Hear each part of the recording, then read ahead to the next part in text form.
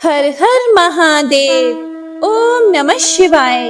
श्री शिवाय नमस्तुभ्यम। संगीता धर्म सागर चैनल में आप सभी भक्तों का दिल से स्वागत है। भगवान शिव और माता पार्वती का आशीर्वाद आप सभी भक्तों पर सदा सर्वदा बना रहे और आपका दिन शुभ और मंगलमय हो। तो आइए सुनते हैं फाल्गुन मास महात्म्य अध्याय 11। पिछले अध्याय में भगवान शिव हिमालय से बोले कि हे गिरिराज, आपकी पुत्री सुंदर, चंद्रमुखी और अनेक शुभ लक्षणों से संपन्न है, इसीलिए आपको इसे मेरे पास नहीं लाना चाहिए, क्योंकि विद्वानों ने नारी को माया रूपिणी कहा है। मैं योगी हूँ, सदैव तपस्या में लीन रहता हूँ और माया मोह से दूर रहता हूँ, इसीलिए मुझे स्त्री से दूर ही रहना चाहिए। स्त्री की निकटता से मन में विषय वासना उत्पन्न हो जाती है और वैराग्य नष्ट हो जाता है, जिससे तपस्वी और योगी का ध्यान नष्ट हो जाता है। इसीलिए तपस्वी को स्त्रियों का साथ नहीं करना चाहिए। इस प्रकार कहकर भगवान शिव मौन हो गए। तो आइए अब सुनते हैं इससे आगे का वृतांत। भगवान शंकर के वचन सुनकर पार्वती जी बोली, हे योगीराज, आपने जो कुछ भी मेरे पिता श्री गिरिराज हिमालय से कहा, उसका उत्तर मैं आपको देती हूँ। हे अंतर्यामी, आपने महान तप करने का निश्चय किया है। ऐसा करने का निश्चय आपने शक्ति के कारण ही लिया है। सभी कर्मों को करने की यह शक्ति ही प्रकृति है। प्रकृति ही सबकी सृष्टि, पालन और संहार करती है। हे प्रभु, आप थोड़ा विचार करें, प्रकृति क्या है और आप कौन हैं? यदि प्रकृति ना हो तो शरीर तथा स्वरूप किस प्रकार हो? आप सदा प्राणियों के लिए वंदनीय और चिंतनीय हैं। यह सब प्रकृति के ही कारण है। पार्वती जी के वचनों को सुनकर उत्तम लीला करने वाले भगवान शिव हंसते हुए बोले, मैं अपने कठोर तप द्वारा प्रकृति का नाश कर चुका हूँ। अब मैं तत्व रूप में स्थित हूँ। साधु पुरुषों को प्रकृति का संग्रह नहीं करना चाहिए। भगवान शिव के इस प्रकार के वचनों को सुनकर पार्वती देवी हंसती हुई बोली, हे करुणा निधान, कल्याणकारी हे योगीराज, आपने जो कुछ कहा वह प्रकृति नहीं है, तो फिर आप उससे अलग कैसे हो सकते हैं? बोलना या कुछ भी करना अर्थात हमारे द्वारा किया गया हर क्रियाकलाप ही प्रकृति है। हम सदा ही प्रकृति के ही वश में हैं। यदि आप प्रकृति से अलग हैं, तो ना आपको बोलना चाहिए और ना ही कुछ और करना चाहिए, क्योंकि ये कार्य तो प्रकृति के हैं, अर्थात प्राकृत हैं। हे भगवान, आप हंसते, सुनते, खाते, देखते और करते हैं, वह सब भी तो प्रकृति का ही कार्य है। इसीलिए व्यर्थ के वाद विवाद से कोई लाभ नहीं है। यदि आप वाकई प्रकृति से अलग हैं, तो इस समय यहाँ तपस्या क्यों कर रहे हैं? सच तो यह है कि आप प्रकृति के वश में हैं और इस समय अपने स्वरूप को खोजने के लिए ही तपस्या में लीन रहना चाहते हैं। हे योगीराज, आप किस प्रकार की बात कर रहे हैं? थोड़ा विचार कर कहें। यदि आपने प्रकृति का नाश कर डाला है, तो आप किस प्रकार विद्यमान रहेंगे? क्योंकि संसार तो सदा से ही प्रकृति से बंधा हुआ है। क्या आप प्रकृति का यह तत्व नहीं जान रहे हैं कि मैं ही प्रकृति हूँ? आप पुरुष हैं, यह पूर्णतः सच है। मेरे ही कारण आप सगुण और साकार माने जाते हैं। हे भगवान, आप जितेंद्रिय होने पर भी प्रकृति के अनुसार ही कर्म करते हैं। हे महादेव, यदि आप यही मानते हैं कि आप प्रकृति से अलग हैं, तो आपको मेरी किसी भी सेवा से और किसी भी प्रकार से डरना नहीं चाहिए। पार्वती जी के मुख से निकले सांख्य शास्त्र में डूबे हुए वचन सुनकर भगवान शिव निरुत्तर हो गए। तब भगवान शिव ने पार्वती जी को अपने दर्शन और सेवा करने की आज्ञा प्रसन्नता पूर्वक प्रदान कर दी। तत्पश्चात भगवान शिव पर्वत राज हिमालय से बोले, हे गिरिराज हिमालय, मैं तुम्हारे शिखर पर तपस्या करना चाहता हूँ। कृपया मुझे इसकी आज्ञा प्रदान करें। हे प्रिय भक्तों, देवाधिदेव भगवान शिव के इस प्रकार के वचनों को सुनकर गिरिराज हिमालय दोनों हाथ जोड़कर बोले, हे महादेव, यह पूरा संसार आपका ही है। सभी देवता, असुर और मनुष्य सदैव आपका ही पूजन और चिंतन करते हैं। मैं आपके सामने एक तुच्छ मनुष्य हूँ। भला मैं आपको किस प्रकार आज्ञा दे सकता हूँ? हे प्रभु, यह आपकी इच्छा है। आप जब तक यहाँ निवास करना चाहें कर सकते हैं। गिरिराज के इन वचनों को सुनकर भगवान शिव मुस्कुराने लगे और आदर पूर्वक हिमालय से बोले कि अब आप जाइए। अब हमारी तप करने की इच्छा है। तुम्हारी कन्या नित्य आकर मेरे दर्शन कर सकती है और मेरी सेवा करने की भी मैं उसे आज्ञा देता हूँ। लोक कल्याणकारी भगवान शिव के इन उत्तम वचनों को सुनकर हिमालय और पार्वती जी बहुत प्रसन्न हुए। उन्होंने त्रिलोकीनाथ भगवान शिव को नमस्कार किया और अपने घर लौट गए। उसी दिन से देवी पार्वती जी प्रतिदिन भगवान शिव के दर्शनों के लिए वहां आती। उस समय उनके साथ उनकी 2 सखियां भी वहां जाती और भक्ति पूर्वक शिव जी की सेवा करती। एक दिन सदाशिव ने पार्वती जी को इस प्रकार अपनी सेवा में तत्पर देखकर विचार किया कि जब इनके हृदय में उपजे अभिमान के बीज के अंकुर का नाश हो जाएगा, तभी मैं इनका पानी ग्रहण करूंगा। ऐसा सोचकर लीलाधारी भगवान शिव पुनः ध्यान में मग्न हो गए। तब उनका मन चिंता मुक्त हो गया। तब देवी पार्वती भगवान शिव के रूप का चिंतन करती हुई भक्ति भाव से उनकी सेवा करती रहती। भगवान शिव भी शुद्ध भाव से पार्वती जी को प्रतिदिन दर्शन देते थे। इसी बीच इंद्र और अन्य देवता व मुनि ब्रह्मा जी के पास पहुंचे। ब्रह्मा जी की आज्ञा से कामदेव हिमालय पर्वत पर गए। सभी देवताओं के कार्य की सिद्धि हेतु काम की प्रेरणा से वे पार्वती शिव का संयोग कराना चाहते थे। इसका कारण यह था कि महापराक्रमी तारकासुर ने ऋषि मुनियों और देवताओं की नाक में दम कर रखा था। उसका वध करने के लिए उन्हें भगवान शिव जैसे महापराक्रमी और बलवान पुत्र की आवश्यकता थी। कामदेव ने हिमालय के शिखर पर पहुंचकर अनेक यत्न किए, परंतु भगवान शिव काम की माया से मोहित ना हो सके। उन्होंने क्रोध से कामदेव को भस्म कर दिया। अब शक्ति में ही सामर्थ्य थी कि शिव को मोहित करके वे देवताओं की इच्छा को साकार करती। इसीलिए काम के अनंग होने के बाद जन कल्याण के लिए तथा अपने व्रत को पूरा करने के लिए देवी पार्वती ने मन ही मन शिव जी को पति रूप में पाने का दृढ़ निश्चय कर लिया। कठोर तपस्या करके देवी पार्वती ने शिव जी के हृदय को जीत लिया। तब वे दोनों अत्यंत प्रेम से प्रसन्नता पूर्वक रहने लगे और उन्होंने देवताओं के महान कार्य को सिद्ध किया। नारद जी आगे कहने लगे, हे ब्रह्मा जी, ये तारकासुर कौन था जिसने देवताओं को भी पीड़ित किया और उन्हें स्वर्ग से निष्कासित कर दिया और स्वर्ग पर अपना एकाधिकार स्थापित कर लिया? कृपया मुझे इसके विषय में भी बताइए। ब्रह्मा जी बोले, हे नारद मुनि, मरीचि के पुत्र कश्यप मुनि थे। उनकी 13 स्त्रियां थी, जिसमें सबसे बड़ी दीति थी। उससे हिरण्यकश्यपु तथा हिरण्याक्ष नामक 2 पुत्र हुए। हिरण्यकश्यपु तथा हिरण्याक्ष को श्री हरि विष्णु ने वाराह तथा नृसिंह का रूप धारण करके मार दिया था। तब अपने पुत्रों के मर जाने से दुखी होकर दीति ने कश्यप से प्रार्थना की तथा उनकी बहुत सेवा की। उनकी कृपा से दीति पुनः गर्भवती हुई। जब इंद्र को इस बात का पता चला तो उन्होंने दीति के गर्भ में ही उनके बच्चे के छोटे छोटे टुकड़े कर दिए, परंतु दीति के व्रत एवं अन्य भक्ति भाव से बालक को मारने में वे सफल ना हुए। समय पूरा होने पर उसके गर्भ से 49 बालक उत्पन्न हुए। ये सभी भगवान शिव के गण हुए तथा शीघ्र ही स्वर्ग में चले गए। तत्पश्चात दीति पुनः अपने पति कश्यप मुनि के पास गई और उनसे पुनः मां बनने के विषय में कहने लगी। तब कश्यप मुनि ने कहा, हे प्रिय दीति, अपना तन मन शुद्ध करके भक्ति भाव से तपस्या करो। 10,000 वर्ष बीतने के पश्चात तुम्हें तुम्हारी इच्छा के अनुरूप पुत्र की प्राप्ति होगी। यह सुनकर दीति ने श्रद्धा पूर्वक 10,000 वर्षों तक कठोर तपस्या की। तपस्या के उपरांत पुनः वे अपने घर लौट आई। तब कश्यप मुनि की कृपा से दीति गर्भवती हुई। इस बार उन्होंने एक अत्यंत पराक्रमी और बलवान पुत्र को जन्म दिया। इस पुत्र का नाम वज्रांग था। वज्रांग दीति की इच्छा के अनुरूप ही था।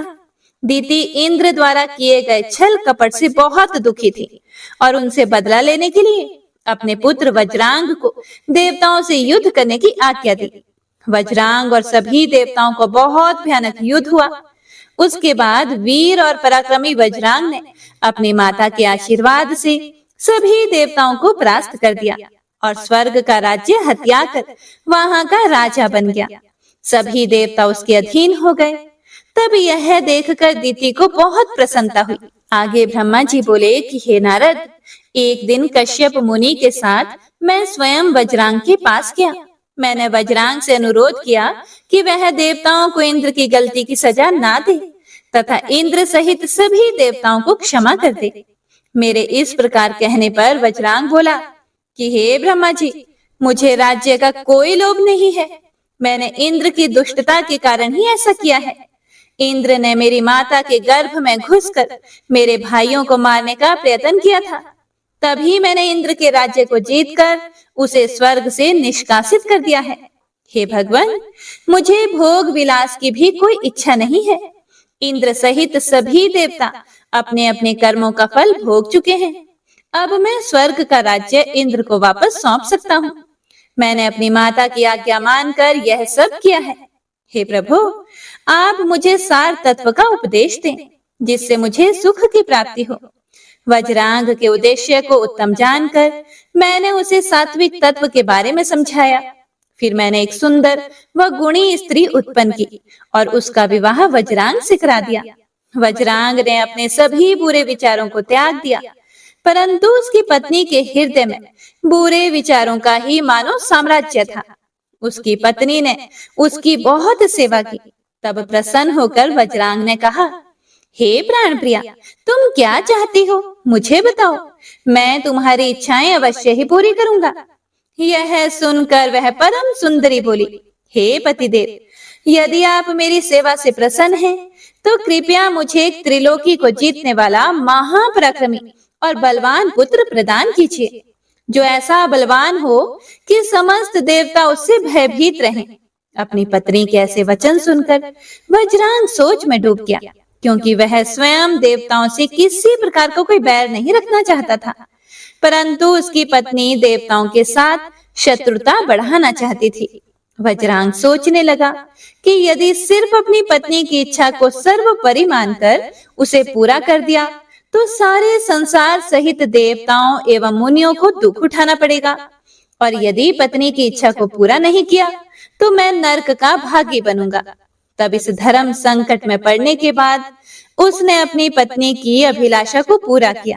अपनी पत्नी की इच्छा अनुसार पुत्र प्राप्त करने हेतु वज्रांग ने बहुत वर्षों तक कठोर तपस्या की।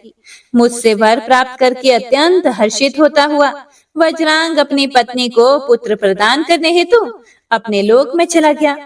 ब्रह्मा जी बोले, हे मुनि श्रेष्ठ नारद, कुछ समय के बाद वज्रांग की पत्नी गर्भवती हो गई। समय पूर्ण होने पर उसकी पत्नी ने एक पुत्र को जन्म दिया। वह बालक बहुत लंबा चौड़ा था। उसका शरीर बहुत अधिक विशाल था। वह अत्यंत शक्तिशाली और पराक्रमी था। उसके जन्म के समय सारे संसार में कोहराम मच गया। चारों ओर उपद्रव होने लगे। आकाश में भयानक बिजलियां चमकने लगी। पहाड़ कांपने लगे। सूर्य को राहु ने निगल लिया और चारों ओर अंधकार छा गया। उसके जन्म के समय के ऐसे अशुभ लक्षणों को देखते हुए कश्यप मुनि ने उसका नाम तारक रखा। तारक का जन्म हो जाने पर वज्रांग के घर ही उसका लालन पालन होने लगा और थोड़े ही समय में तारक का शरीर और बड़ा हो गया।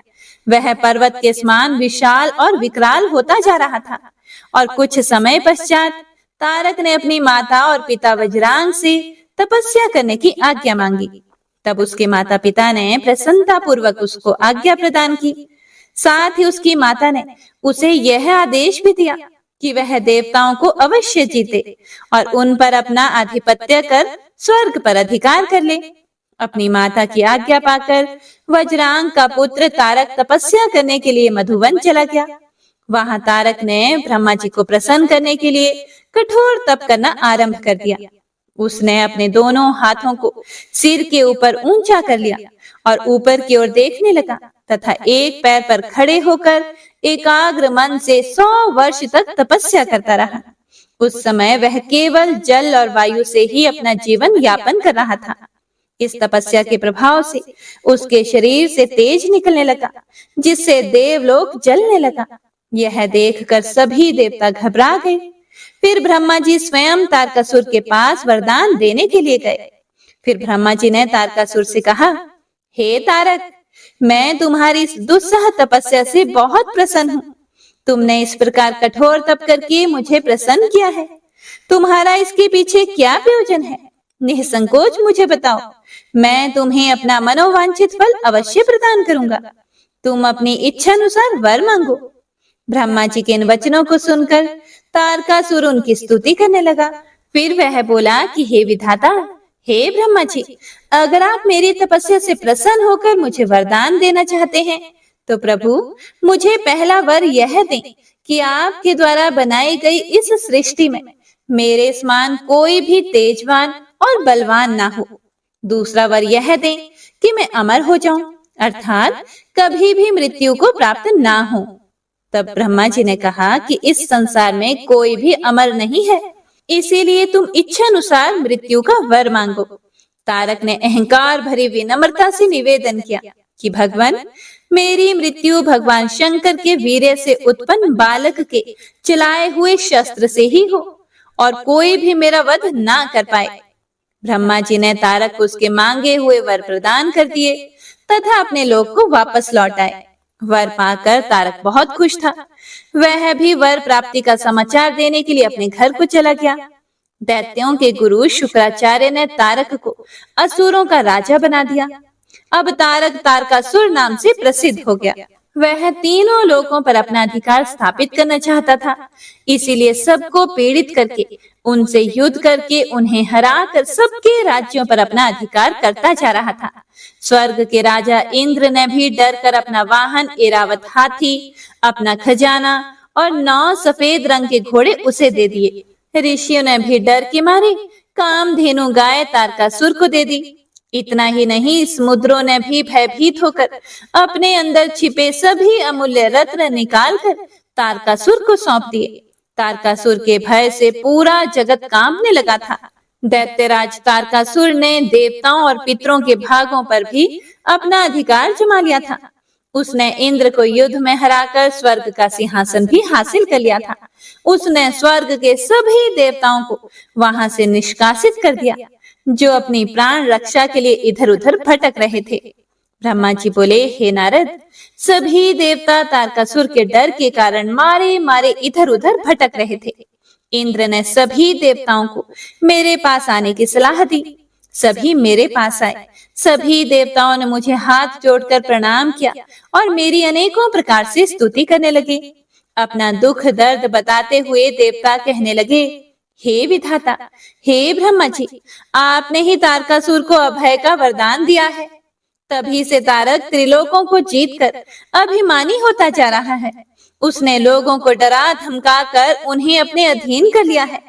तारकासुर ने स्वर्ग पर भी अपना अधिकार स्थापित कर लिया है और हम सभी को स्वर्ग से निकाल दिया है। हे प्रभु, हमारे दुखों को दूर कीजिए। देवताओं के कष्टों को सुनकर ब्रह्मा जी को बहुत दुख हुआ। फिर ब्रह्मा जी उन्हें सांत्वना देते हुए बोले कि मैं इस संबंध में कुछ भी नहीं कर सकता, क्योंकि तारकासुर के घोर तप से प्रसन्न होकर ही मैंने उसे अतुल्य बलशाली होने का वर प्रदान किया था। परंतु उसने मदांत होकर सभी देवताओं और मनुष्यों को प्रताड़ित किया है और उनकी संपत्तियों पर जबरदस्ती अपना अधिकार कर लिया है। इसीलिए अब आप सभी इस बात से निश्चिंत रहिए कि एक दिन तारकासुर का विनाश अवश्य ही होगा। उसकी मृत्यु जरूर होगी, पर इस समय हम विवश हैं। इस समय तारक को मैं, विष्णु जी और शिव जी, इन तीनों में से कोई भी नहीं मार सकता, क्योंकि उसने मुझसे वर पाया है कि उसका वध शिव जी के वीर्य से उत्पन्न उनके पुत्र के द्वारा ही हो सकता है। इसीलिए तुम सबको शिव जी के विवाह के पश्चात उनके पिता बनने तक प्रतीक्षा करनी ही पड़ेगी। प्रतीक्षा के अलावा अन्य कोई भी उपाय संभव नहीं है। यह सुनकर इंद्र सहित सभी देवता असमंजस में पड़ गए तथा पूछने लगे कि हे प्रभु, महादेव जी की प्रिय पत्नी सती ने तो अपना शरीर योगाग्नि में नष्ट कर दिया है। अब वे कैसे किससे विवाह करेंगे और यह कैसे संभव हो सकेगा? तब ब्रह्मा जी ने उन्हें बताया कि प्रजापति दक्ष की पुत्री और त्रिलोकीनाथ शिव जी की प्राण वल्लभा सती हिमालय पत्नी मैना के गर्भ से जन्म लेकर बड़ी हो गई है। उनका नाम पार्वती है। पार्वती ही भगवान शिव की पत्नी बनने का गौरव प्राप्त करेंगी। अतः अब तुम भगवान शिव के पास जाकर उन्हें विवाह के लिए राजी करने की कोशिश करो। शिव पार्वती का पुत्र ही तुम्हें तारकासुर के भय से मुक्त करा सकता है। अतएव तुम भगवान शिव से प्रार्थना करो कि वे पार्वती के साथ विवाह करने के लिए तैयार हो जाएं। इस बात को अच्छे से जान लो कि शिव पुत्र ही तुम्हारा उद्धार कर सकता है।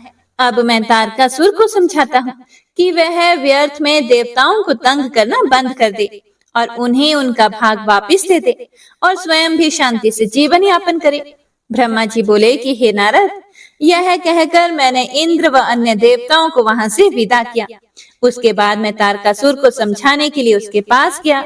हे नारद, मैंने तारकासुर से कहा कि हे तारकासुर, स्वर्ग पर सिर्फ देवताओं का ही अधिकार है। वहां से उन्हें निकालने की तुम्हारी कैसे हिम्मत हुई? स्वर्ग का राज्य छोड़कर वापस पृथ्वी पर लौट जाओ और वहीं पर शासन करो, यही मेरी आज्ञा है। तारकासुर को यह आदेश देकर मैं वहां से लौट आया। उसके बाद तारकासुर ने मेरी बात का सम्मान करते हुए स्वर्ग का राज्य छोड़ दिया। वह पृथ्वी पर आकर शौणित नामक नगर में शासन करने लगा। मेरी आज्ञा पाकर देवताओं सहित देवेंद्र स्वर्ग लोक को चले गए और पहले की तरह पुनः स्वर्ग का शासन करने लगे। ब्रह्मा जी बोले कि हे नारद, स्वर्ग में सब देवता मिलकर सलाह करने लगे कि किस प्रकार से भगवान रुद्र काम से सम्मोहित हो सकते हैं। शिव जी किस प्रकार पार्वती जी का पाणी ग्रहण करेंगे। यह सब सोचकर देवराज इंद्र ने कामदेव को याद किया। कामदेव तुरंत ही वहां पहुंच गए। तब इंद्र ने कामदेव से कहा कि हे मित्र, मुझ पर बहुत बड़ा दुख आ गया है। उस दुख का निवारण सिर्फ तुम ही कर सकते हो। हे काम, जिस प्रकार वीर की परीक्षा रणभूमि में, स्त्रियों के कुल की परीक्षा पति के असमर्थ हो जाने पर होती है, उसी प्रकार सच्चे मित्र की परीक्षा विपत्ति काल में ही होती है। इस समय मैं भी बहुत बड़ी मुसीबत में फंसा हुआ हूँ और इस विपत्ति से आप ही मुझे बचा सकते हैं। यह कार्य देव हित के लिए है, इसमें कोई भी संशय नहीं है। देवराज इंद्र की बातें सुनकर कामदेव मुस्कुराए और बोले, हे देवराज, मैं आपका मित्र हूँ और आपकी सहायता करने की पूरी कोशिश अवश्य ही करूंगा। इंद्रदेव, जिसने आपके पद और राज्य को छीनकर आपको परेशान किया है, मैं उसे दंड देने के लिए आपकी हर संभव मदद अवश्य करूंगा। इसलिए जो कार्य मेरे योग्य है, मुझे अवश्य बताइए। कामदेव के इस कथन को सुनकर इंद्रदेव बड़े प्रसन्न हुए और उनसे बोले, हे तात, मैं जो कार्य करना चाहता हूँ उसे सिर्फ आप ही पूरा कर सकते हैं। आपके अतिरिक्त कोई भी उस कार्य को करने के विषय में सोच भी नहीं सकता। तारक नाम का एक प्रसिद्ध दैत्य है। तारक ने ब्रह्मा जी की घोर तपस्या करके वरदान प्राप्त किया है। तारक अजय हो गया है। अब वह पूर्णतः निश्चिंत होकर पूरे संसार को कष्ट दे रहा है। वह धर्म का नाश करने को आतुर है। हे मित्र, भगवान शिव के वीर्य से उत्पन्न हुआ बालक ही तारकासुर का वध कर सकता है। अतः तुम्हें भगवान शिव के हृदय में आसक्ति पैदा करनी है। भगवान शंकर इस समय हिमालय पर्वत पर तपस्या कर रहे हैं और देवी पार्वती अपनी सखियों के साथ मिलकर महादेव जी की सेवा कर रही हैं। ऐसा करने के पीछे देवी पार्वती का उद्देश्य प्रभु शिव को पति रूप में प्राप्त करना है। परंतु भगवान शिव तो परम योगी हैं। उनका मन सदैव ही उनके वश में है। हे कामदेव, आप कुछ ऐसा उपाय करें कि भगवान शंकर के हृदय में पार्वती का निवास हो जाए और वे उन्हें अपनी प्राण वल्लभा बनाकर उनका पाणी ग्रहण कर लें। आप कुछ ऐसा कार्य करें जिससे देवताओं के सभी कष्ट दूर हो जाएं और हम सभी को तारकासुर नामक दैत्य से हमेशा के लिए छुटकारा मिल जाए। यदि कामदेव आप ऐसा करने में सफल हो जाएंगे तो हम सभी आपके सदैव आभारी रहेंगे। ब्रह्मा जी बोले कि हे नारद, देवराज इंद्र के कथन को सुनकर कामदेव का मुख प्रसन्नता से खिल गया। तब कामदेव देवराज से कहने लगे कि मैं इस कार्य को अवश्य करूंगा। इंद्रदेव को कार्य करने का आश्वासन देकर कामदेव अपनी पत्नी रति और वसंत को अपने साथ लेकर हिमालय पर्वत पर चल दिए। जहाँ शिव जी भगवान तपस्या कर रहे थे। ब्रह्मा जी बोले, हे मुनि नारद, कामदेव अपनी पत्नी रति और वसंत ऋतु को अपने साथ लेकर हिमालय पर्वत पर पहुंचे, जहाँ त्रिलोकीनाथ भगवान शिव तपस्या में मगन बैठे थे। कामदेव ने शिव जी पर अपने बाण चलाए। इन बाणों के प्रभाव से शिव जी के हृदय में देवी पार्वती के प्रति आकर्षण होने लगा तथा उनका ध्यान तपस्या से हटने लगा। ऐसी स्थिति देखकर महायोगी शिव अत्यंत आश्चर्यचकित हुए और मन में सोचने लगे कि मैं क्यों अपना ध्यान एकाग्रचित नहीं कर पा रहा हूँ। मेरी तपस्या में यह कैसा विघ्न आ रहा है। अपने मन में यह सोचकर भगवान शिव इधर उधर चारों ओर देखने लगे। जब महादेव जी की दृष्टि दिशाओं पर पड़ी तो वे भी डर के मारे कांपने लगे। तभी भगवान शिव की दृष्टि सामने छिपे हुए कामदेव पर पड़ी। उस समय कामदेव पुनः बाण छोड़ने वाले थे। उन्हें देखते ही शिव जी को बहुत क्रोध आ गया। इतने में कामदेव ने अपना बाण छोड़ दिया, परंतु क्रोधित हुए शिव जी पर उसका कोई भी प्रभाव नहीं हो सका। वह बाण शिव जी के पास आते ही शांत हो गया। तब अपने बाण को बेकार हुआ देखकर कामदेव डर से कांपने लगे और इंद्र आदि देवताओं को याद करने लगे। सभी देवतागण वहां पहुंचे और महादेव जी को प्रणाम करके उनके भक्ति भाव से स्तुति करने लगे। जब देवतागण उनकी स्तुति कर ही रहे थे, तभी भगवान शिव के मस्तक के बीचों बीच स्थित तीसरा नेत्र खुला और उसमें से आग निकलने लगी। वह आग आकाश में ऊपर उड़ी और अगले ही पल पृथ्वी पर गिर पड़ी, फिर चारों ओर गोले में घूमने लगी। इससे पहले कि इंद्रदेव या अन्य देवता भगवान शिव से क्षमा याचना कर पाते, उस आग ने वहां खड़े कामदेव को जलाकर भस्म कर दिया। कामदेव के मर जाने से देवताओं को बड़ी निराशा और दुख हुआ। वे यह देखकर बड़े व्याकुल हो गए कि कामदेव उनकी वजह से ही शिव जी के क्रोध का भागी बना। कामदेव के अग्नि में जलने का दृश्य देखकर वहां उपस्थित देवी पार्वती और उनकी सखियां भी अत्यंत भयभीत हो गई। उनका शरीर जड़ हो गया, जैसे शरीर का खून सफेद हो गया हो। देवी पार्वती अपनी सखियों के साथ तुरंत अपने घर की ओर चली। कामदेव की पत्नी रति तो मूर्छित होकर गिर पड़ी। मूर्छा टूटने पर वह जोर जोर से विलाप करने लगी कि अब मैं क्या करूं, कहां जाऊं। देवताओं ने मेरे साथ बहुत बुरा किया, जो मेरे पति को यहाँ भेजकर शिव जी के क्रोध की अग्नि में भस्म करा दिया। हे स्वामी, हे प्राण प्रिय, ये आपको क्या हो गया? इस प्रकार देवी रति रोती बिलखती हुई अपने सिर के बालों को जोरों से नोचने लगी। उनके करुण क्रंदन को सुनकर समस्त चराचर जीव भी अत्यंत दुखी हो गए। उसके बाद इंद्र आदि देवता वहां देवी रति को धैर्य देते हुए उन्हें समझाने लगे। देवता बोले, हे देवी, आप अपने पति कामदेव के शरीर की भस्म का थोड़ा सा अंश अपने पास रख लो और अनावश्यक भय से मुक्त हो जाओ। त्रिलोकीनाथ करुणा निधान शिव जी अवश्य ही कामदेव को पुनः जीवित कर देंगे। तब तुम्हें पुनः कामदेव की प्राप्ति हो जाएगी। वैसे भी संसार में सब कुछ पूर्व निश्चित कर्मों के अनुसार ही होता है, इसीलिए आप दुख को त्याग दें।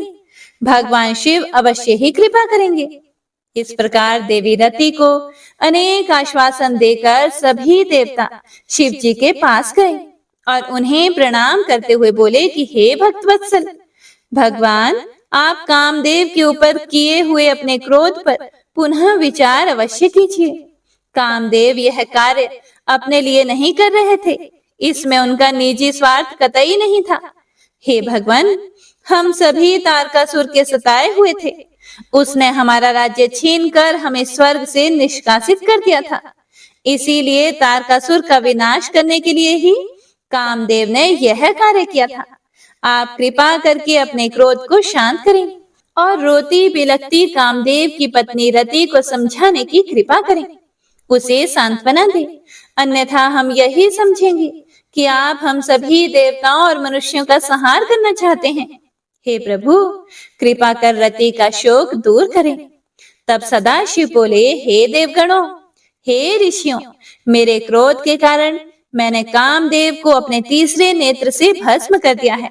जो कुछ हो गया है उसको अब बदला नहीं जा सकता, परंतु कामदेव का पुनर्जन्म अवश्य होगा। जब विष्णु भगवान श्री कृष्ण का अवतार लेंगे और रुक्मणी को अपनी पत्नी के रूप में स्वीकारेंगे, तब देवी रुक्मणी के गर्भ से श्री कृष्ण के पुत्र के रूप में कामदेव जन्म लेंगे। उस समय कामदेव प्रद्युम्न नाम से जाने जाएंगे। प्रद्युम्न के जन्म के तुरंत बाद ही शंबर नाम का एक असुर उसका अपहरण कर लेगा और उसे समुद्र में फेंक देगा। रति, तब तक तुम्हें शंबर के नगर में ही निवास करना होगा। वहीं पर तुम्हें अपने पति कामदेव की प्रद्युम्न के रूप में प्राप्ति होगी। वहीं पर प्रद्युम्न के द्वारा शंबरासुर का वध होगा। भगवान शिव की बात सुनकर देवताओं ने प्रसन्नता पूर्वक उन्हें प्रणाम किया और बोले, हे देवाधिदेव महादेव, आप कामदेव को जीवन दान दें और कामदेव के पुनर्जन्म तक देवी रति के प्राणों की रक्षा करें। देवताओं की यह बात सुनकर करुणा निधान भगवान शिव ने कहा कि मैं कामदेव को अवश्य ही जीवित कर दूंगा। वह मेरा गण होकर आनंद पूर्वक जीवन व्यतीत करेगा। अब तुम सब निश्चिंत होकर अपने अपने धाम को जाओ। ऐसा कहकर महादेव जी भी वहां से अंतर ध्यान हो गए। उनके कहे वचनों से देवताओं की सभी शंकाएं दूर हो गई। उसके बाद देवताओं ने कामदेव की पत्नी रति को अनेकों आश्वासन दिए और फिर अपने धाम को चले गए। देवी रति भी शिवाज्ञा के अनुसार शंबर नगर को चली गई और वहां पहुंचकर अपने प्रियतम के प्रकट होने की प्रतीक्षा करने लगी। ब्रह्मा जी बोले, हे नारद जी, जब भगवान शंकर ने अपना तीसरा नेत्र खोलकर उसकी अग्नि से कामदेव को भस्म कर दिया, तो इस त्रिलोक के सभी चराचर जीव डर के मारे कांपने लगे और भय मुक्ति और महादेव जी के क्रोध को शांत कराने के लिए मेरे पास बड़ी आशा के साथ आए। उन्होंने मुझे अपने कष्टों और दुखों से अवगत कराया। तब सब कुछ जानकर मैं भगवान शंकर के पास पहुंचा। वहां पहुंचकर मैंने देखा कि भगवान शंकर का क्रोध सातवें आसमान पर था। वे भयंकर क्रोध की अग्नि में जल रहे थे। मैंने उस धधकती अग्नि को शिव जी की कृपा से अपने हाथ में पकड़ लिया और समुद्र के पास जा पहुंचा। मुझे अपने पास आया देखकर समुद्र ने पुरुष रूप धारण किया और मेरे पास आ गए और बोले, हे विधाता, हे ब्रह्मा जी, मैं आपकी क्या सेवा करूं? यह सुनकर ब्रह्मा जी कहने लगे, हे सागर, भगवान शिव शंकर ने अपने तीसरे नेत्र की अग्नि से कामदेव को भस्म कर दिया है। इस क्रोधाग्नि से पूरा संसार जलकर राख हो सकता है। इसी कारण मैं इस क्रोधाग्नि को रोककर आपके पास ले आया हूँ। हे सिंधुराज, मेरी आपसे यह विनम्र प्रार्थना है कि सृष्टि के प्रलय काल तक आप इसे अपने अंदर धारण कर लें। जब मैं आपसे इसे मुक्त करने के लिए कहूँ, तभी आप इस शिव क्रोधाग्नि का त्याग करना। आपको ही इसे भोजन और जल प्रतिदिन देना होगा तथा इसे अपने पास धरोहर के रूप में सुरक्षित रखना होगा। इस प्रकार मेरे कहे अनुसार समुद्र ने क्रोधाग्नि को अपने अंदर धारण कर लिया। उसके समुद्र में प्रविष्ट होते समय पवन के साथ बड़े बड़े आग के गोलों के रूप में क्रोधाग्नि समुद्र के पास धरोहर के रूप में सुरक्षित हो गई। उसके बाद मैं अपने लोक को वापस लौट आया। ब्रह्मा जी आगे कहते हैं कि हे नारद, जब भगवान शिव ने अपना तीसरा नेत्र खोलकर उसकी अग्नि से कामदेव को भस्म कर दिया, तब मैंने उस क्रोधाग्नि से भयभीत देवताओं सहित सभी प्राणियों को भय से मुक्त कराने के लिए उस अग्नि को शिव की आज्ञा से पकड़ लिया और उसे लेकर मैं समुद्र तट की ओर चल दिया। समुद्र को उस क्रोधाग्नि को सौंपकर मैं वापस अपने धाम लौट आया। तब पूरा जगत भय मुक्त होकर पहले की भांति प्रसन्न हो गया। नारद जी ने ब्रह्मा जी से पूछा कि हे दयानिधे, आप मुझे यह बताइए कि कामदेव के भस्म हो जाने पर पार्वती देवी ने क्या किया? वे अपनी सखियों के साथ कहाँ गई? हे प्रभु, कृपया मुझे इस बारे में भी बताइए। नारद जी के ऐसे वचन सुनकर ब्रह्मा जी बोले, भगवान शंकर के तीसरे नेत्र से उत्पन्न अग्नि ने जब कामदेव को जलाकर भस्म कर दिया, तब पूरा आकाश गूंजने लगा। यह दृश्य देखकर देवी पार्वती और उनकी सखियां डर कर अपने घर को चली गई। वहां पहुंचकर पार्वती जी ने सारा हाल अपने माता पिता को बताया, जिसे सुनकर उन्हें बड़ा आश्चर्य हुआ। अपनी पुत्री को विवहल देखकर हिमालय को बहुत दुख हुआ। हिमालय ने पार्वती के आंसुओं को पोंछकर कहा, हे पार्वती, डरो मत और रो मत। तब हिमालय ने अपनी पुत्री को अनेकों प्रकार से सांत्वना दी। कामदेव को भस्म करने के उपरांत शिव जी वहां से अंतर्ध्यान हो गए। तब शिव जी को वहां ना पाकर पार्वती अत्यंत व्याकुल हो गई। उनकी नींद और चैन जाते रहे। वे दुखी और बेचैन रहने लगी। उन्हें कहीं भी सुख शांति का अनुभव नहीं होता था। तब उन्हें अपने रूप के प्रति भी शंका होती थी। पार्वती जी सोचती कि क्यों मैंने अपनी सखियों द्वारा समझाने पर भी कभी ध्यान नहीं दिया। देवी पार्वती सोते, जागते, खाते, पीते, नहाते, धोते, चलते फिरते और अपनी सखियों के साथ होते हुए भी सिर्फ महादेव जी का ही ध्यान और चिंतन करती थी। इस प्रकार उनका मन शिव जी के विजोह की वेदना सहन नहीं कर पा रहा था। वे शारीरिक रूप से अपने पिता के घर में थी और हृदय से भगवान शंकर के पास ही रहती थी। शोक में डूबी पार्वती बार बार मूर्छित हो जाती थी। इससे गिरिराज, हिमालय और उनकी पत्नी मैना बहुत दुखी रहती थी। वे पार्वती को समझाने की बहुत कोशिश करते थे, परंतु पार्वती का ध्यान शिव जी की ओर से जरा भी नहीं हटता था। हे देव ऋषि नारद, एक दिन देवराज इंद्र की इच्छा से आप घूमते हुए हिमालय पर्वत पर आए। तब शैलराज हिमालय ने आपका बहुत आदर सत्कार किया और आपका कुशल मंगल पूछा। आपको उत्तम आसन पर बिठाकर हिमालय ने सारा वृतांत सुनाया। हिमालय ने बताया कि किस प्रकार पार्वती जी ने महादेव जी की सेवा आरंभ की। इसके बाद अपनी पुत्री के शिव पूजन से लेकर कामदेव के भस्म होने तक की सारी कथा आपको सुनाई। यह सब सुनकर आपने गिरिराज हिमालय से कहा कि आप भगवान शिव का भजन करें। तत्पश्चात हिमालय से विदा लेकर आप एकांत में गुमसुम बैठी देवी पार्वती के पास गए। तब उनका हित करने की इच्छा से आपने उन्हें इस प्रकार सत्य वचन कहे। आपने उनसे कहा, हे देवी पार्वती, तुम मेरी बातें ध्यान पूर्वक सुनो। तुम्हारी यह दशा देखकर ही मैं तुमसे यह बात कह रहा हूँ।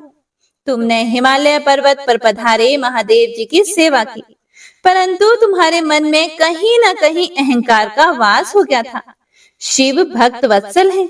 वे अपने भक्तों पर सदैव अपनी कृपा दृष्टि बनाए रखते हैं। तुम्हारे अंदर उत्पन्न हुए अभिमान को तोड़ने के लिए ही सदा शिव ने ऐसा किया है। इसीलिए तुम उन्हें तपस्या द्वारा प्रसन्न करने का प्रयत्न करो। तुम चिरकाल तक उत्तम भक्ति भाव से उनकी तपस्या करो। तुम्हारी तपस्या से प्रसन्न होकर महादेव जी निश्चय ही तुम्हें अपने सहधर्मिणी बनाना स्वीकार करेंगे। यही शिव जी को पति रूप में प्राप्त करने का एकमात्र साधन है। हे नारद जी, आपकी यह बात सुनकर देवी शिवा हर्षित होते हुए इस प्रकार बोली, हे मुनि श्रेष्ठ, आप सब कुछ जानने वाले तथा इस जगत का उपकार करने वाले हैं। इसीलिए आप शिव जी की आराधना के लिए मुझे कोई मंत्र प्रदान करें। तब आपने पार्वती जी को पंचाक्षर शिव मंत्र ओम नमः शिवाय का विधि पूर्वक उपदेश दिया। इसके प्रभाव का वर्णन करते हुए आपने कहा कि यह मंत्र सब मंत्रों का राजा है और सभी कामनाओं को पूरा करने वाला है। यह मंत्र भगवान शिव को अति प्रिय है। यह साधक को भोग और मोक्ष प्रदान करने वाला है। इस पंचाक्षर मंत्र का विधि पूर्वक और नियम पूर्वक जाप करने से शिव जी के साक्षात दर्शन होते हैं। हे देवी, इस मंत्र का विधि पूर्वक जाप करने से आपके आराध्य देव करुणा निधान भगवान शिव शीघ्र ही आपके समक्ष प्रकट हो जाएंगे। इसीलिए आप शुद्ध हृदय से शिव जी के चरणों का चिंतन करती हुई इस महामंत्र का जाप करो। उत्तम भाव से की गई तपस्या से ही मनोवांछित फलों की प्राप्ति होती है। ब्रह्मा जी बोले, हे नारद, तुम भगवान शिव के प्रिय भक्त हो। तुम अपनी इच्छा अनुसार जगत में भ्रमण करते हो। तुमने देवी पार्वती को सभी कुछ समझाकर देवताओं के हित का कार्य किया। तत्पश्चात तुम स्वर्ग लोक को चले गए। तुम्हारी बात सुनकर देवी पार्वती बहुत प्रसन्न हुई। ब्रह्मा जी बोले कि हे देव ऋषि नारद, जब तुम पंचाक्षर मंत्र का उपदेश देकर उनके घर से चले आए तो देवी पार्वती मन ही मन बहुत प्रसन्न हुई, क्योंकि उन्हें महादेव जी को पति रूप में प्राप्त करने का साधन मिल गया था। वे जान गई थी कि त्रिलोकीनाथ भगवान शिव को सिर्फ उनकी तपस्या करके ही जीता जा सकता है। तब मन ही मन तपस्या करने का निश्चय करके देवी पार्वती अपने पिता हिमराज और माता मैना से बोली कि मैं शिव जी की तपस्या करना चाहती हूँ। तप के द्वारा ही मेरे शरीर, स्वरूप, जन्म एवं वंश आदि की कृतकृत्यता होगी। इसीलिए आप मुझे तप करने की आज्ञा प्रदान करें। उनकी तप करने की बात सुनकर पिता हिमालय ने सहर्ष आज्ञा प्रदान कर दी, परंतु माता मैना ने उन्हें घर से दूर वनों में जाकर तपस्या करने से रोका। पार्वती को रोकते हुए मैना के मुंह से उमा शब्द निकले। तभी से उनका नाम उमा हो गया। पार्वती के हट के सामने मैना कुछ ना कर सकी। तब खुशी से उन्होंने पार्वती को तपस्या करने की आज्ञा प्रदान कर दी। तत्पश्चात माता पिता की आज्ञा पाकर देवी पार्वती खुशी से मन में शिव जी का स्मरण करते हुए अपनी सखियों को साथ लेकर तपस्या करने के लिए चली गई।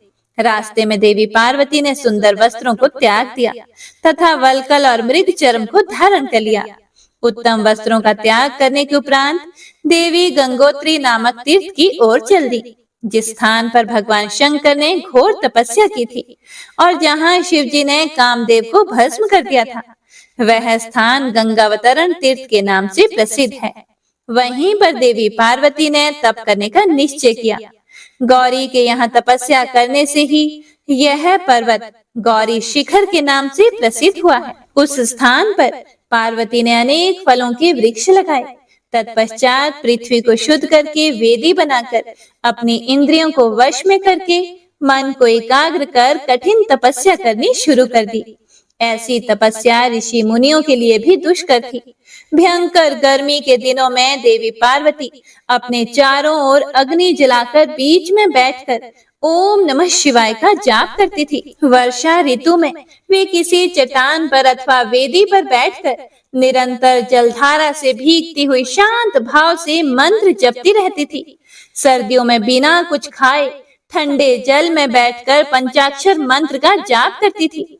कभी कभी तो वे पूरी रात बर्फ की चट्टान पर बैठकर ध्यान करती थी। सब कुछ भूलकर वे भगवान शिव के ध्यान में मगन होकर उनका ध्यान करती रहती थी। समय मिलने पर अपने द्वारा लगाए गए वृक्षों को पानी देती थी। शुद्ध हृदय वाली देवी पार्वती आंधी, तूफान, कड़ाके की सर्दी, मूसलाधार वर्षा तथा तेज धूप की परवाह किए बगैर निरंतर मनोवांछित फलों के दाता भगवान शिव का ध्यान करती रहती थी। उन पर अनेक प्रकार के कष्ट आए, परंतु उनका मन शिव जी के चरणों में ही लगा रहा। तपस्या के पहले वर्ष में उन्होंने केवल फलाहार किया।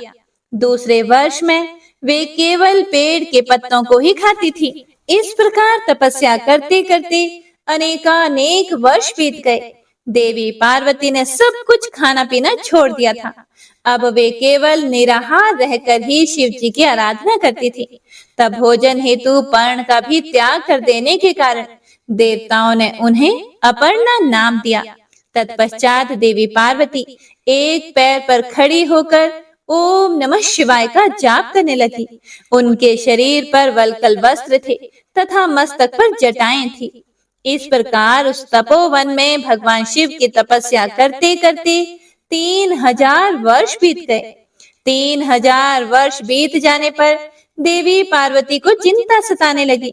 वे सोचने लगी कि क्या इस समय महादेव जी यह नहीं जानते कि मैं उनके लिए ही तपस्या कर रही हूँ? फिर क्या कारण है कि वे मेरे पास अभी तक नहीं आए? वेदों की महिमा तो यही कहती है कि भगवान शंकर सर्वज्ञ, सर्वात्मा, सब कुछ जानने वाले, सभी ऐश्वर्यों को प्रदान करने वाले, सबके मन की बातों को सुनने वाले, मनोवांछित वस्तु प्रदान करने वाले तथा समस्त दुखों को दूर करने वाले हैं। तब क्यों वे अपनी कृपा दृष्टि से मुझ दीन को कृतार्थ नहीं करते? मैंने अपनी सभी इच्छाओं और कामनाओं को त्याग कर अपना ध्यान भगवान शिव में लगाया है। भगवान, यदि मैंने पंचाक्षर मंत्र का भक्ति पूर्वक जाप किया हो तो महादेव जी आप मुझ पर प्रसन्न हो। इस प्रकार हर समय पार्वती शिव जी के चरणों के ध्यान में ही मगन रहती थी। जगदम्बा माँ का साक्षात अवतार देवी पार्वती की वह तपस्या परम आश्चर्यजनक थी। उनकी तपस्या सभी को मुग्ध कर देने वाली थी। उनके तप की महिमा के फलस्वरूप प्राणी और जानवर उनके ध्यान में बाधा नहीं बनते थे। उनकी तपस्या के परिणाम स्वरूप वहां का वातावरण बड़ा मनोरम हो गया था। वृक्ष सदा फलों से लदे रहते थे। विभिन्न प्रकार के सुंदर सुगंधित फूल हर समय वहां खिले रहते थे। वह स्थान कैलाश पर्वत की सी शोभा पा रहा था तथा पार्वती जी की तपस्या की सिद्धि का साकार रूप बन गया था। श्री शिवाय नमस्तुभ्यम। हे प्रिय भक्तों, तो आज की महत्तम कथा में बस इतना ही। इससे आगे की कथा बहुत ही रोचक है, तो इससे आगे का वृतांत आप सभी भक्तजन अगले अध्याय में जरूर सुनिएगा। तो आइए अब सुनते हैं शिव चालीसा। जय गणेश गिरिजा सुवन, मंगल मूल सुजान, कहत अयोध्या दास तुम, देहु अभय वरदान। जय गिरिजापति दीन दयाला, सदा करत संतन प्रतिपाला। भाल चंद्रमा सोहत नीके, कानन कुंडल नागफनी के। अंग गौर शीर गंग बहाए, मुंड माल तन चार लगाए। वस्त्र खाल बागंबर सोहे, छवि को देखी नागमन मोहे। मैना मातु की हवे दुलारी, बाम अंग सोहत छवि न्यारी। कर त्रिशूल सोहत छवि भारी, करत सदा शत्रुन क्षयकारी। नंदी गणेश सोहे तहे जैसे, सागर मध्य कमल है जैसे। कार्तिक श्याम और गण राव, या छवि को कही जात न काओ। देवन जब ही जाए पुकारा, तभी दुख प्रभु आप निवारा। किया उपद्रव तारक भारी, देवन सब मिली तुम ही जुहारी। तुरत छिड़ानन आप पठायो, लव निमेष महामारी गिरायो। आप जलंधर असुर सहारा, सुयश तुम्हार विदित संसारा। त्रिपुरासुर सन युद्ध मचाई, सबही कृपा कर लीन बचाई। किया तप ही भागीरथ भारी, पूरब प्रतिज्ञा तासु पुरारी। दानिन मह तुम सम कोई नाही, सेवक स्तुति करत सदाही। वेद नाम महिमा तब गाई, अकथ अनादि भेद नहीं पाई। प्रकटी उधती मंथन में ज्वाला, जरत सुरासुर भय विहाला। किन्हीं दया तह करी सहाय, नीलकंठ तब नाम कहाई। पूजन रामचंद्र जब किन्हा, जीत के लंका विभीषण दिन्हा। सहस कमल में हो रहे धारी, किन्ह परीक्षा तभी पुरारी। एक कमल प्रभु राखे जोई, कमल नयन पूजन जहाँ सोई। कठिन भक्ति देखी प्रभु शंकर, भय प्रसन्न दिए इच्छित वर। जय जय जय अनंत अविनाशी, करत कृपा सबके घटवासी। दुष्ट सकल नित मोहि सतावे, भ्रमत रहूं मोहि चैन न आवे। त्राहि त्राहि मैं नाथ पुकारो, यही अवसर मोहि आन उबारो। लई त्रिशूल शत्रुन को मारो, संकट से मोहि आन उबारो। मात पिता भ्राता सब होई, संकट में पूछत नहीं कोई। स्वामी एक है आस तुम्हारी, आए हरहु मम संकट भारी। धन निर्धन को देत सदाही, जो कोई जांचे सो फल पाही। अस्तुति के ही विधि करें तुम्हारी, क्षमो नाथ अब चूक हमारी। शंकर हो संकट के नाशन, मंगल कारण विघ्न विनाशन। योगी यति मुनि ध्यान लगावे, शारद नारद शीश नवावे। नमो नमो जय नमः शिवाय, सुर ब्रह्मादिक पार न पाए। जो यह पाठ करे मन लाए, तापर होत है शंभु सहाय। ऋणिया जो कोई हो अधिकारी, पाठ करे सो पावन हारी। पुत्रहीन कर इच्छा जोई, निश्चय शिव प्रसाद ते ही होई। पंडित त्रयोदशी को लावे, ध्यान पूर्वक होम करावे। त्रयोदशी व्रत करे हमेशा, ताके तन नहीं रहे कलेशा। धूप दीप नैवेद्य चढ़ावे, शंकर सम्मुख पाठ सुनावे। जन्म जन्म के पाप नसावे, अंत धाम शिवपुर में पावे। कहे अयोध्या दास आस तुम्हारी, जानी सकल दुख हरहु हमारी। नित नेम कर प्रातः ही पाठ करूं चालीसा। तुम मेरी मनोकामना पूर्ण करो जगदीश। मगसर छठी हेमंत ऋतु संवत 64 जान। अस्तुति चालीसा शिव ही पूर्ण केल कल्याण। ओम नमः शिवाय।